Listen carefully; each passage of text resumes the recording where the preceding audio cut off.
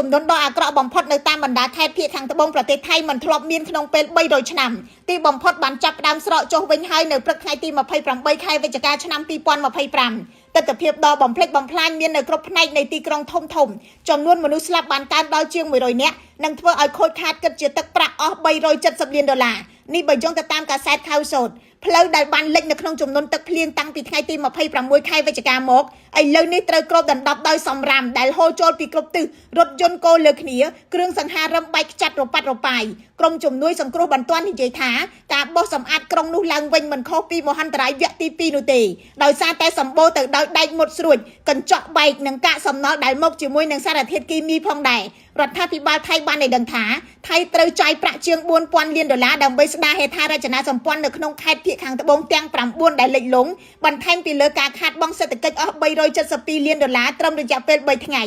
យោងតាមតួលេខបឋមមនុស្សជាង3លាននាក់សរុបជាង1លានគ្រួសារបានរងផលប៉ះពាល់ការសង្គ្រោះត្រូវបានគេរិះគន់ថាមានភាពយឺតយ៉ាវដែលបណ្ដាលឲ្យមនុស្សស្លាប់ច្រើនបើទោះបីជាកងទ័ពថៃបានបញ្ចេញនាវាចម្បាំងផងនិងយន្តហោះដឹកទំនិញផងចេញផ្ដល់ជំនួយក៏ដោយអតីតប្រធានគណៈកម្មការបោះឆ្នោតជាតិថៃលោកសុំឆៃស្រីសុទ្ធីយ៉ាកនបានទទូចឲ្យលោកនាយករដ្ឋមន្ត្រីថៃអនុទានឆ័ន្ទវរៈគុលចុះចេញពីតំណែងលោកសុំឆៃរិះគន់រដ្ឋាភិបាលរបស់លោកអនុទានថាគិតគូរតែពីរូបភាពនយោបាយដើម្បីការពារតំណែងច្រើនជាងគិតពីការគ្រប់គ្រងទឹកជំនន់ឲ្យមានប្រសិទ្ធភាព